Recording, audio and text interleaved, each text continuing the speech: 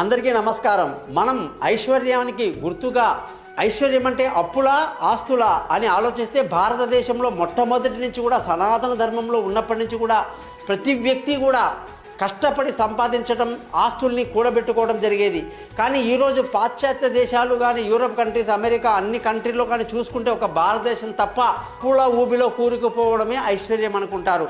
ప్రతి ఒక్కళ్ళు కూడా అక్కడ క్రెడిట్ కార్డులు వాడి అన్ని రకాల అప్పులతో ఇల్లు కట్టి, అప్పులతో కార్లు బంగ్లాలు కొని, అప్పుల మీద ట్యాక్సులు కడుతూ గవర్నమెంట్ని పూర్తిగా నడిపిస్తూ ఉంటారన్నమాట.